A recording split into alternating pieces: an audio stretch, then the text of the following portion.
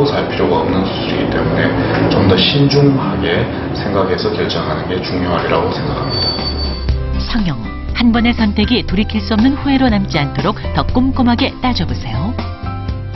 물론이죠. 네, 신중하셔야 됩니다. 네. 근데 실제로 성형수술 이후에 뭐 부작용 때문에 좀 고생하시는 분들이 꽤 많으신가 봐요.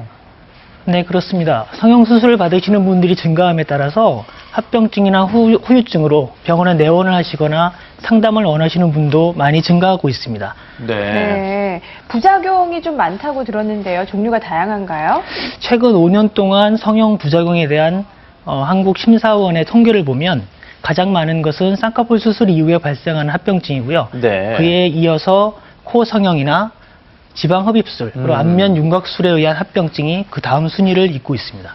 네, 그렇군요. 안 교수님은 환자 중에서 가장 좀 기억에 남는 부작용 사례자가 있었나요? 네, 많죠. 예. 그런데 성형 수술의 부작용은 실제로 물론 성형외과에서 정식으로 수술 받고 나서 합병증이나 부작용이 생겨서 오시는 분도 있지만 더 많은 경우는 불법으로 동네나 미용실이나 이런 데서 시술을 받아가지고 네. 오는 경우가 더 많습니다. 특히 제일 많은 게 파라핀 같은 이물질을 몸에 주입하는데 얼굴 부위가 제일 많고 가슴, 손등, 심지어는 뭐 성기나 또 다리까지 이렇게 여러 군데 온 몸에 주입을 합니다. 그래서 네. 이런 이물질로 인한 합병증이 제일 많죠. 지금 말씀하신 사진이, 파라핀. 네. 어머, 야. 지금 화면에서 보시는 그런 경우에는 이제 종아리에 이제 좀 각선미를 살리기 위해서 파라핀을 주입해서 좀 너무 가늘은 게 이제 컴플렉스이기 때문에 네. 치마도 입고 다니려고 이렇게 넣는데 처음에는 괜찮아 보이지만 시간이 갈수록 혈액순환이 안 좋아지니까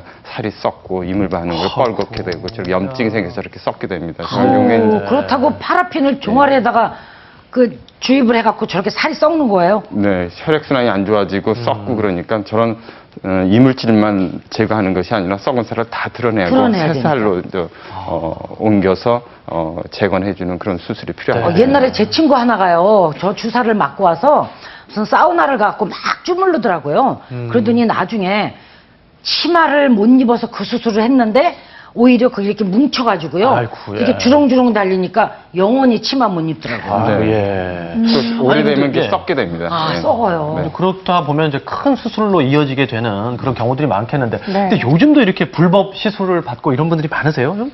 불법 성형이? 네, 맞습니다. 얼마 전에도 무속인이 공업용 실리콘을 이용해서 미용 성형 수술을 시행을 했다가 구속되는 사건이 있었습니다. 이와 같이 성형 수술 부작용의 70% 이상이 불법 시술에 의한 것입니다.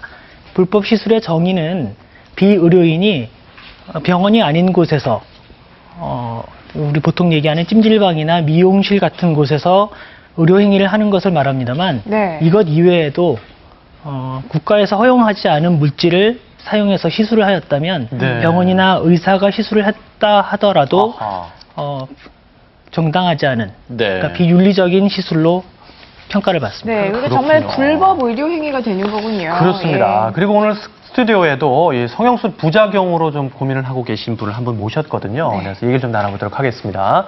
안녕하세요. 네, 안녕하세요. 네, 나와주셔서 고맙습니다. 예. 어떤 수술 부작용이 있으신 거예요? 네, 제 나이가 올해 52살인데요. 네. 네, 3년 전에 고민하다가 남편과 상의 끝에 가슴 확대 수술했는데요. 네. 처음엔 소원 성취여서 참 좋았는데 이게 시간이 지나면서 가슴이 이렇게 부드럽지도 않고 탄탄하고 나중에 모양도 삐뚤어져서 이게 쪼그라들어서 정말 성형한 게 너무 후회스러워요. 네, 뭐 좀 단단하고 모양이 뭐 비틀어져 있다고 표현하실 정도였으면 많이 불편하셨을 텐데 어느 정도로 힘드세요? 네, 이 사과처럼 단단하고요.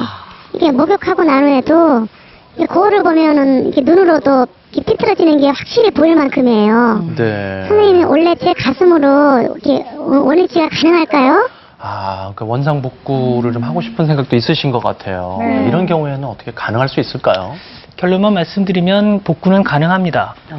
지금 말씀하시는 걸 토대로 진단을 내려보자면 유방 확대 수술 이후에 발생한 구축 현상으로 보입니다.